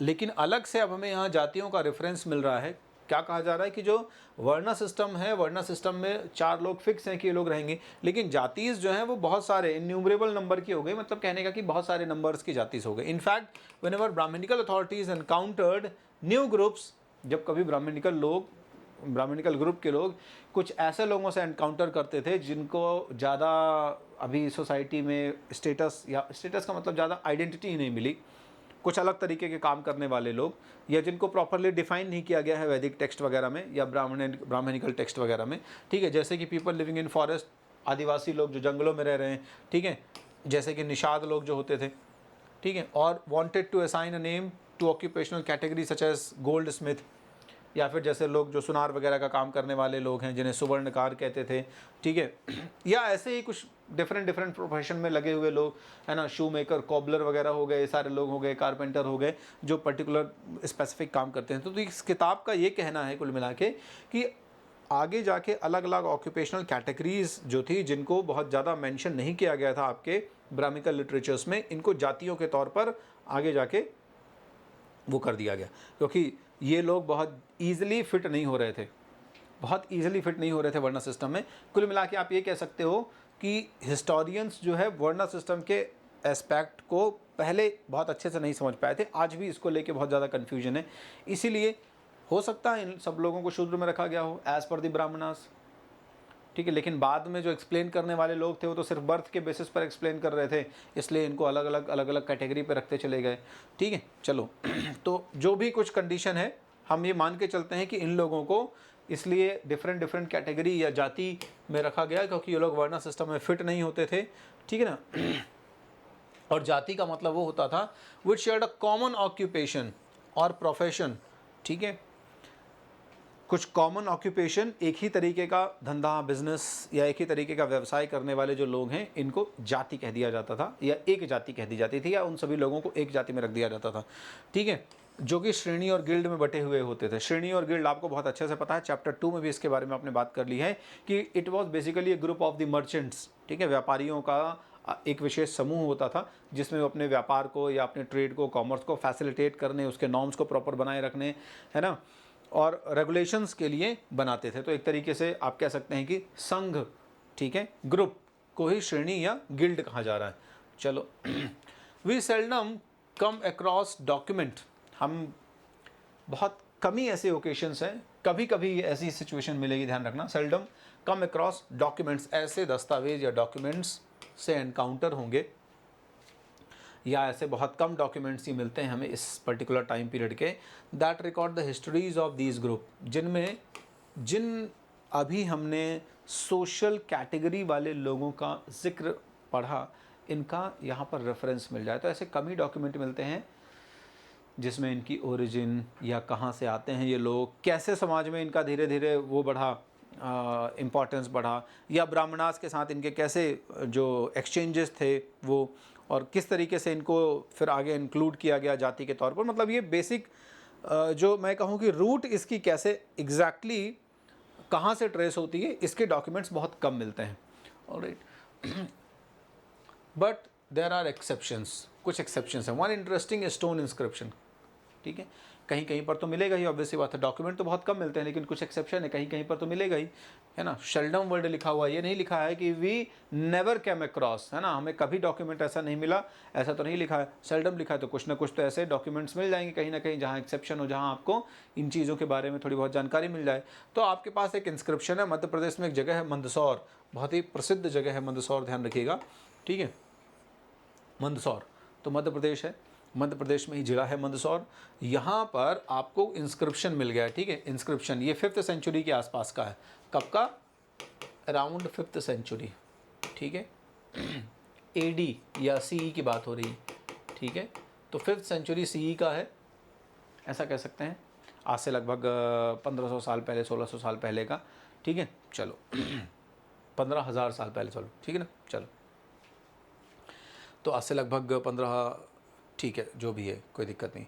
Records the history of a guild of silk, जिसमें हमें जिक्र मिलता है, अच्छा अभी 2023 चल रहा है ना, हाँ ठीक है, तो फिर लगभग 1500, ठीक है, 1600 के आसपास।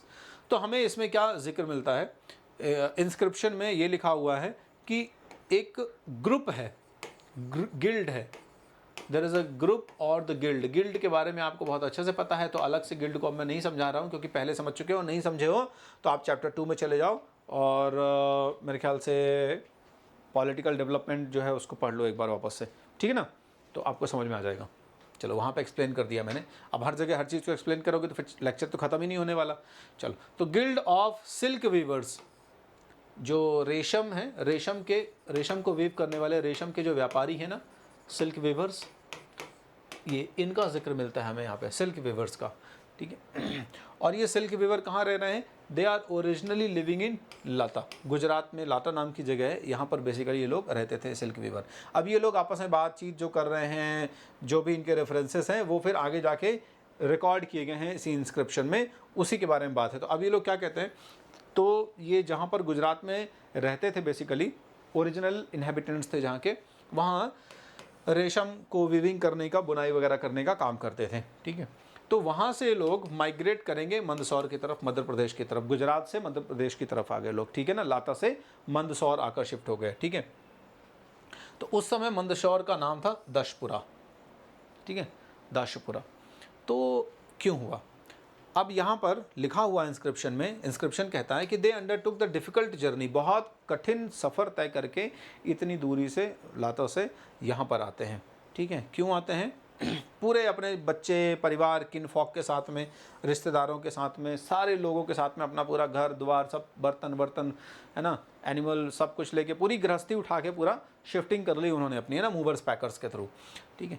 ऐसा इसलिए था क्योंकि इन्होंने सुना था कि मंदसौर में या दशापुरा में, मध्य प्रदेश का जो वो एरिया है, वहाँ पर जो रूलर है, ठीक है, लोकल किंग है, he is very great, he promotes trade and commerce, he is very generous. तो इनको लगा कि हम वहाँ पर जाएंगे तो हमारे व्यापार वगैरह में भी फ़ायदा होगा, और हम थोड़ा सा ज़्यादा प्रॉस्परस होंगे, ज़्यादा हमको प्रॉफिट होगा, प्लस थोड़ा सा सुकून वाले समाज में रह पाएंगे, ये ज़्यादा अच्छा है, ठीक है। तो ये यहाँ पर आएंगे और उसके किंगडम में सेटल होने का प्लान करेंगे। Alright, so the inscription provides a fascinating glimpse of complex social processes. तो इस तरीके से इंस्क्रिप्शन जो है हमें किस तरीके से कॉम्प्लेक्स सोशल प्रोसेसेस की लोग एक जगह से दूसरे जगह सिर्फ इसलिए आते हैं क्योंकि कई जगह पर उनको प्रॉपर लाइफ स्टैंडर्ड या अपनी लाइफ को बेहतर जीने का अपॉर्चुनिटी मिल जाता है, ठीक है, ऑलराइट। ये and provides insight into the nature of the guilds और श्रेणीज, और इसके साथ साथ हमें गिल्ड और श्रेणीज बेसिकली किस तरह से काम करती थी। अब चूंकि गिल्ड और श्रेणी मूव हो रही है यहाँ पर, तो पूरा वो जो व्यापारी हैं, कोई एक व्यापारी नहीं आ रहा है, ध्यान दो, इसमें हमने क्या डिस्कशन किया कि पूरी गिल्ड मूव कर रही है यहाँ पर, ये देखो, ठीक है।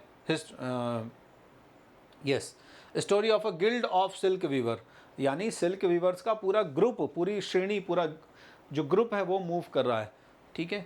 तो ये लोग प्रॉफिट, व्यापारी हैं तो प्रॉफिट माइंडेड तो रहेंगे ही, तो उनको लगा होगा उस पर्टिकुलर जगह पे ज़्यादा बेनिफिट है, पीसफुल एटमॉस्फेयर, और ट्रेड हमेशा पीसफुल एटमॉस्फेयर पे होता है। लड़ाई झगड़ा दंगा फसाद चल रहा है तो कैसे ट्रेड हो पाएगा, ऑलराइट।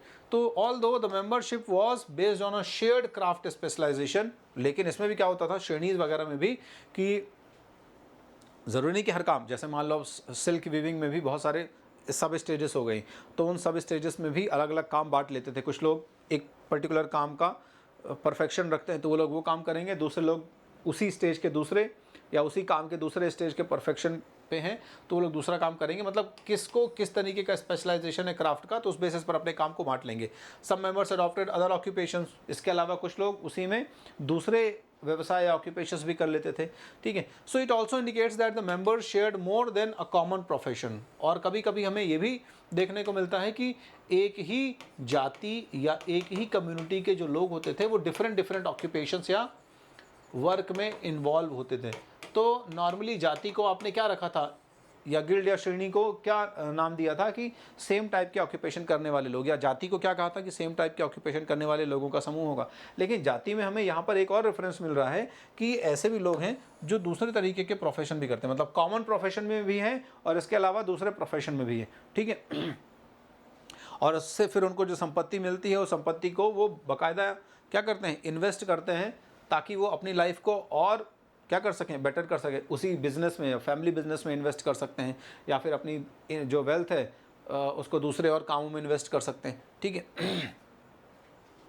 प्लस चैरिटी वाले कामों में इन्वेस्ट कर सकते हैं, जैसे यहाँ पर इन लोगों ने किया, जो सिल्क वीवर्स आए थे गुजरात से, मंदसौर, तो इन लोगों ने क्या किया कि बहुत सारे अलग अलग काम किए और उन सब से जो इनको वेल्थ मिली, तो इनके जो देवता थे वो बेसिकली सूर्य देवता थे, सूर्य को मानते थे लोग।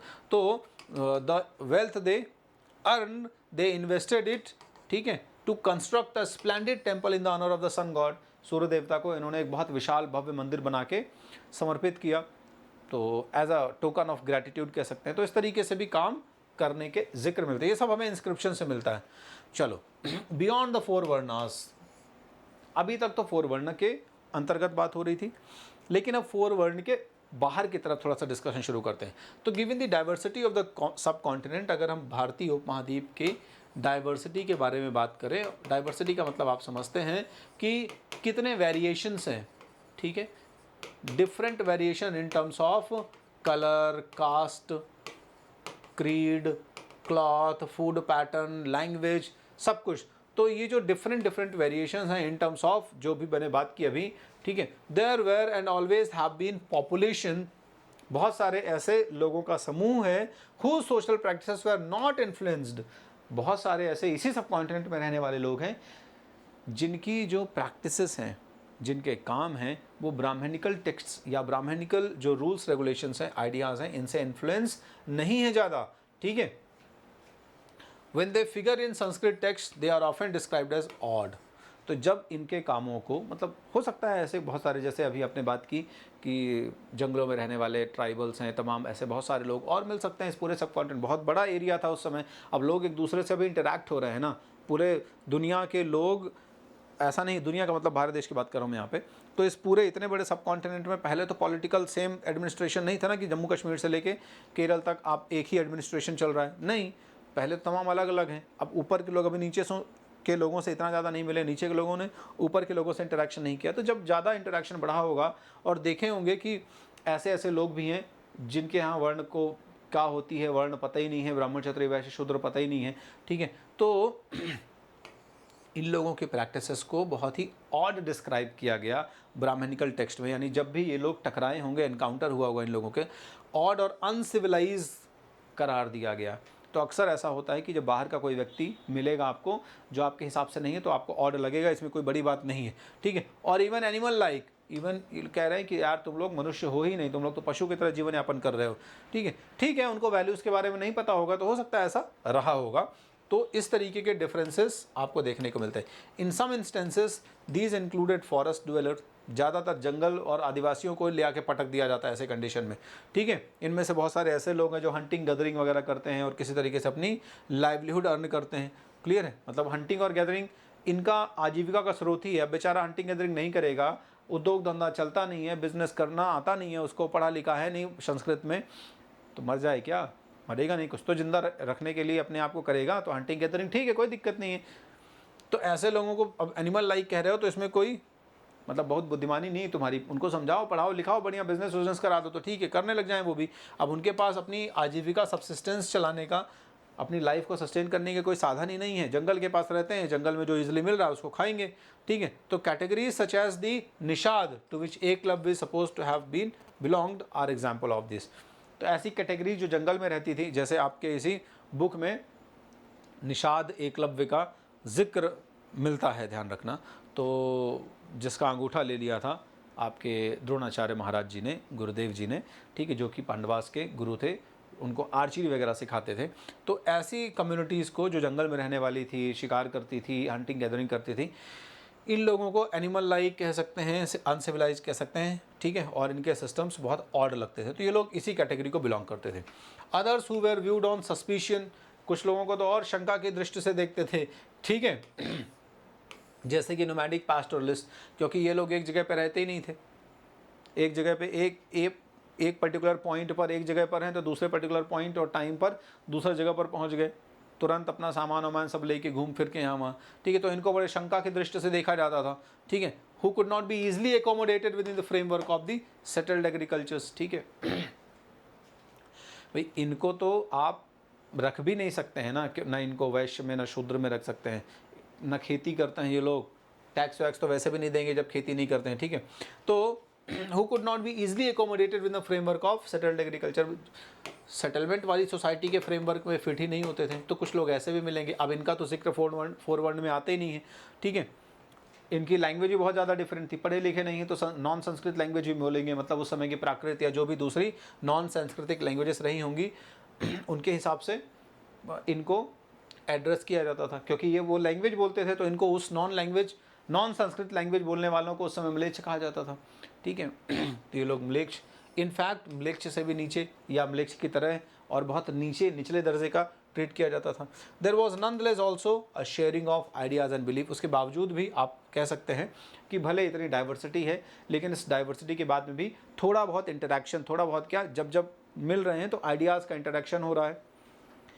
इनको भी पता चल रहा है, ये लोग भी जब बड़े ब्राह्मणास और इन सबसे मिलेंगे तो उनको लगेगा कि अच्छा ऐसी चीज़ भी एग्जिस्ट करती है, अरे हमें तो पता ही नहीं था। ब्राह्मणास थोड़ा सा इनको भी मोटिवेट करेंगे, प्रमोट करेंगे कि भैया आप भी थोड़ा सा अच्छे काम करो, ठीक है, वेद में ये लिखा है, शास्त्र में इस तरह से लिखा है, इस तरीके काम करो। तो आइडियाज़ जो है और बिलीफ सिस्टम की जो शेयरिंग है ये होती रहेगी इन लोगों के बीच में, क्लियर। इस तरह के जो लोग हैं नोमैडिक और पैस्टोरलिस्ट, इनफैक्ट डेमोनिक नेचर वाले और तमाम जिन्हें आप म्लेच्छ कह रहे हैं, इनका रेफरेंस महाभारत में आपको अलग अलग स्टोरीज़ में मिलता रहता है। चलो अब लास्ट में हम बात करते हैं beyond the four varna, subordination and conflict. सबसे बड़ी समस्या यहाँ पर यही आती है कि फोर वर्ण में जो है, जो सुपीरियरिटी और इन्फीरियरिटी का जो कॉन्सेप्ट इन्फ्लिक्ट हो गया है ना, ये सुपीरियरिटी और इन्फीरियरिटी का कॉन्सेप्ट जो है वो बड़ी प्रॉब्लम क्रिएट कर रहा है और उसी के चलते सबऑर्डिनेशन और कॉन्फ्लिक्ट बन रहे हैं, ठीक है। अब ब्राह्मणास जो है, while the Brahmanas considered some people as being outside the system, ठीक है।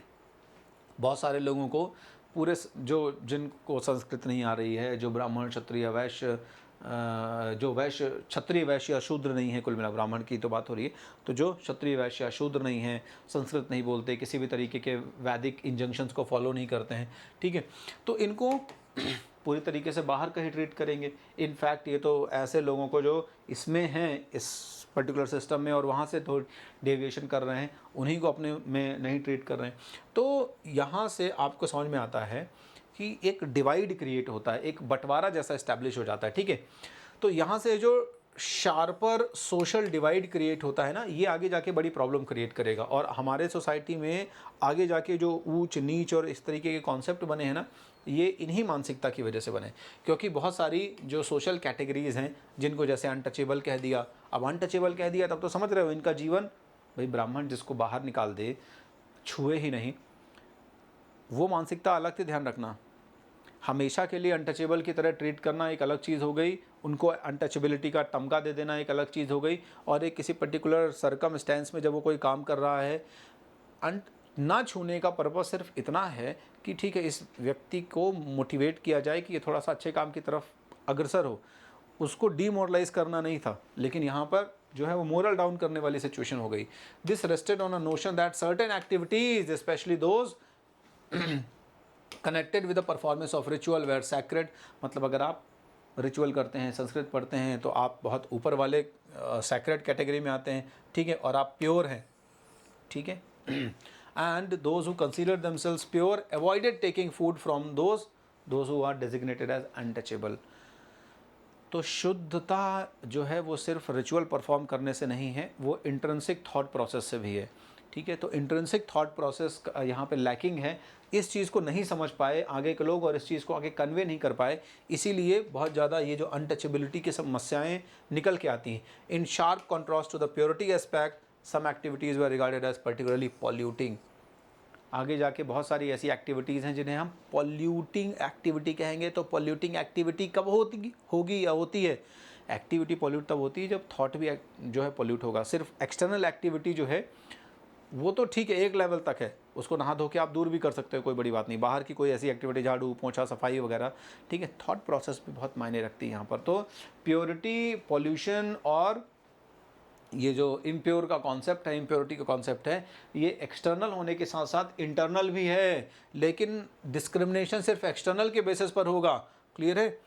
तो पॉल्यूटिंग एक्टिविटी वो हो गई, जैसे मान लो डेड बॉडीज़ को हैंडल करना हो गया, ठीक है, कचरा वगैरह साफ करना, इंसान की डेड बॉडीज़, एनिमल्स के कॉर्प्स, इन सब को हो गया, ठीक है। तो जो ऐसे काम करने वाले लोग हैं, इनको अनटचेबल, चंडाल करार दिया गया, इनको बाहर रखने के लिए कहा गया, इनके साथ किसी प्रकार के संबंध रखने के लिए नहीं कहा गया।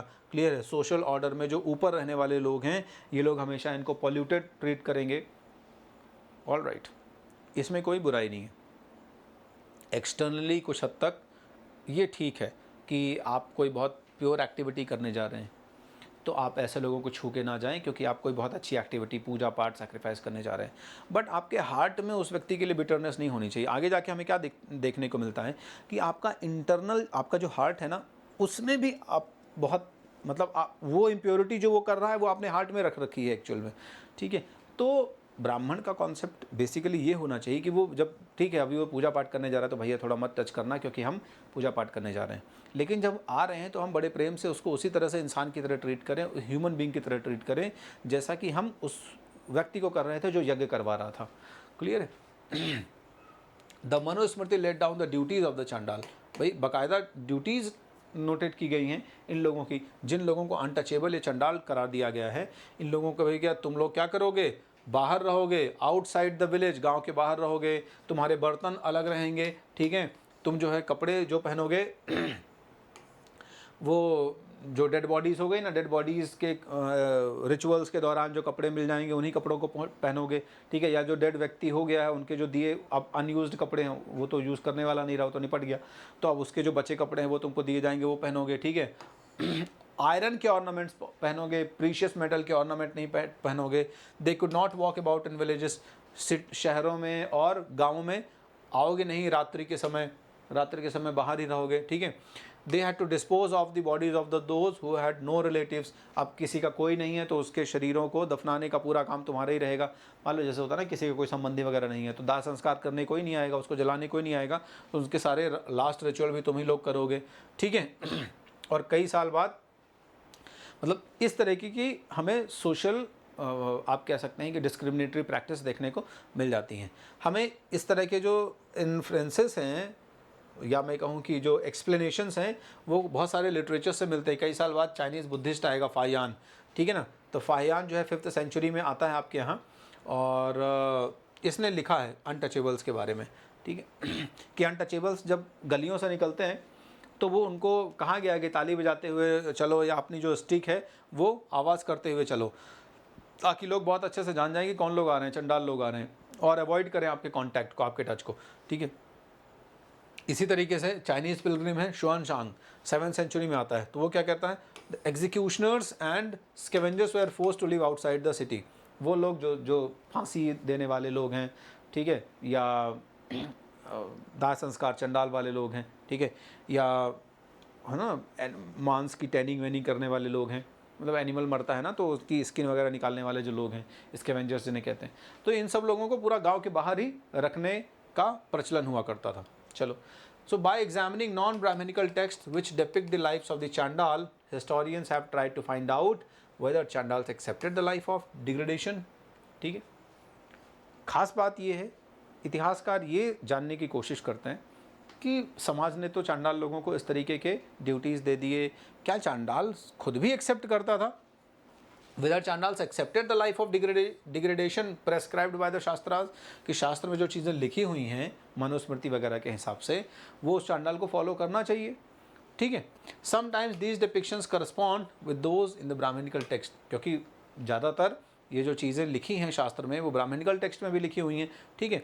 But occasionally there are hints of different social realities, लेकिन कभी कभी हमें ऐसी सिचुएशंस देखने को मिल जाएंगी जब जो चांडाल्स वगैरह हैं बेसिकली ये लोग थोड़ा सा सताए हुए से समझ में आते हैं।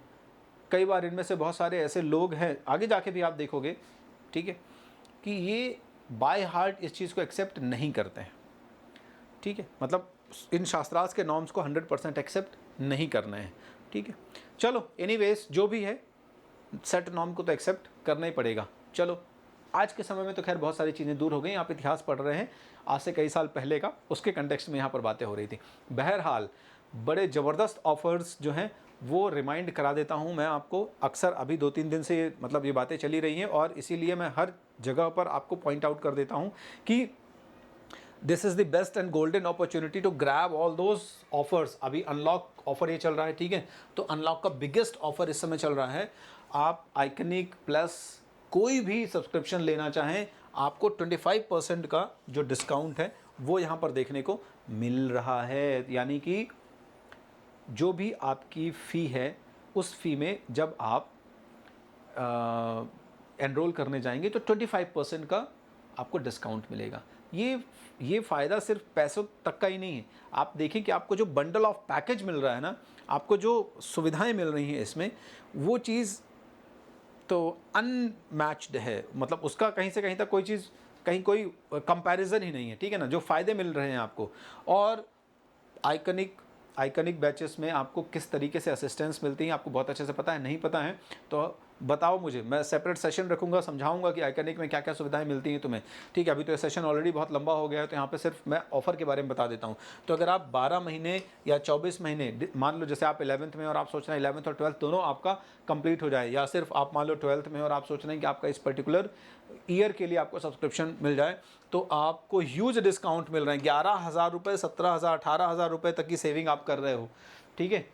This is the huge discount. So जल्दी से भागो, अगर तुमने ले लिया है तो फिर अपने दोस्त, भाई, बंधु, रिश्तेदार जो भी हैं जिनको ये 11th 12th CUET कुछ भी प्रिपेयर करना है, तो वो भाग के आओ यहाँ पर, ठीक है। इसके अलावा प्लस हो गया, तो प्लस में भी सेम आपको 4,250 और 5,500 रुपीज़ तक का डिस्काउंट मिलेगा, ठीक है। आप 1 साल या 2 साल जितने तक कभी लेना चाहते हैं, या फिर आप कुछ कम महीनों के लिए लेना चाह रहे हैं कि अब भाई ज़्यादा समय नहीं बचा है, ऑब्वियस सी बात है 8, 9, 10 महीने बचे हैं, तो इस दौरान हमारा हाफ ईयरली का भी एग्ज़ाम शुरू हो रहा है और उसके बाद फिर हमारा जो एनुअल एग्ज़ाम हो रहा है, तो उसके हिसाब से हम काम कर लें, हम पैकेज ले लें। तो यहाँ पर आपके पास 9 मंथ के प्लस के और 9 मंथ के आइकनिक के जो पैकेजेस हैं वो अवेलेबल हैं। इनमें भी सेम डिस्काउंट है, यहाँ पर आपको 10.5 में मिल रहा है, आपको 22.5 में मिल रहा है दोस्त, ठीक है, आइकनिक का। जल्दी दो, भागो, अब ये एक्सटेंड हो गया है 31 जुलाई तक आपको ऑफ़र मिलेगा ये वाला, ध्यान रखना 27 तक नहीं 31 जुलाई तक ये ऑफ़र मिलने वाला है आपको। तो जल्दी से भागो, क्योंकि ये सारी क्लासेस जो है वो प्लस प्लेटफॉर्म पर होती हैं, और प्लस प्लेटफॉर्म जो है it is like the in the online platform you get the benefits of offline, और you can say you get the experience of offline. आपको ऑनलाइन में ऑफलाइन का एक्सपीरियंस मिल जाता है यहाँ पे, ठीक है। रियल टाइम इंटरेक्शन, आप टीचर के साथ में इंटरैक्ट कर सकते हो, चैट कर सकते हो, ठीक है। जो भी डाउट है उन डाउट को पूछ सकते हो, ठीक है, using the question tab. Even you can raise your hand and you can talk to your faculties, these are the benefits. फिर you can assess your progress, ठीक है। टीचर आपसे क्वेश्चन पूछते हैं थ्रू दी पोल क्विज, तो आपको पता चलेगा कि भाई ठीक है, ये आज पढ़ा था, अब ये क्वेश्चन भी आ गया, क्वेश्चन बन रहा है मेरे से। फिर क्वेश्चन को कितने तेज़ी से मैं आंसर कर रहा हूँ या कर रही हूँ, ठीक है, ये भी आप देख लोगे पोल लीडर बोर्ड से, कहाँ पर स्टैंड करते हो आप। तो ये कोई कंपटीशन जैसा नहीं हुआ, लेकिन फिर भी आपको ये एक एक्साइटमेंट से फील करेगा कि oh I have responded in such a less time, ठीक है। मेरी आंसर करने की जो टेंडेंसी है वो बहुत बढ़िया, शार्प, एक्यूरेट और फास्ट है। ऑलराइट, देन हर वीक आपको स्कॉलरशिप के ऑप्शन मिलते हैं, हर वीक आपको कुछ स्कॉलरशिप टेस्ट जिनमें ढेर सारे गिफ्ट्स मिलेंगे, और गिफ्ट के साथ साथ आपके पास मौका है कि आप अपनी पढ़ाई को फंड करोगे। और हम वादा करते हैं कि अगर आप इस तरीके से आके पढ़ते हैं तो मान के चलिए कि आपको कहीं से कहीं तक कोई दिक्कत नहीं हो रही, भले आप एकेडमी के आप आगे जाके किसी भी बड़े कॉम्पिटिटिव एग्ज़ाम या CUT जैसे किसी भी एग्ज़ाम को टारगेट कर रहे हो, तो आप आइए और इन ऑफ़र्स को ग्रैब करिए। और भूलिए मत जो आप कोड इस्तेमाल करेंगे, क्योंकि इन ऑफ़र्स को जब आपको प्लस क्लासेस में एनरोलमेंट करने के लिए एक्सेप्ट करना है या ग्रैब करना है, तो आप वहाँ पर कोड इस्तेमाल करिए इंद्र, INDRA। जो डिस्काउंट्स हैं वो सारे डिस्काउंट्स आपको मिलेंगे। Alright, so if you are using my code, I am assuring you the full cooperation of mine, ठीक है। इसके साथ साथ सोशल स्कूल के बहुत सारे जो भी आगे आने वाले प्लानर्स हैं, स्केड्यूल्स हैं, ठीक है, वो सब पता चलेंगे आपको। आप कनेक्ट होंगे सोशल स्कूल के टेलीग्राम चैनल पर जब, ठीक है। प्लानिंग्स जितनी भी हम कर रहे हैं आपके लिए, कि आपका चाहे जो यूट्यूब स्केड्यूल्स हों, आपके आने वाले पेपर से रिलेटेड कोई स्पेशल सेशंस हों, स्ट्रेटजी सेशंस हों, what ever, everything you will get here in the Telegram social school channel. तो इस तरीके से आज जो है सोशल डिफरेंस का टॉपिक हमने कंप्लीट किया। सोशल डिफरेंस में होपफुली आपको सब कुछ समझ में आ गया है, कहीं पर कोई दिक्कत नहीं है। तो नेक्स्ट टॉपिक के साथ जल्दी से मिलता हूँ, तब तक अपना ख्याल रखें, आप सोशल स्कूल से जुड़े रहें। Thank you.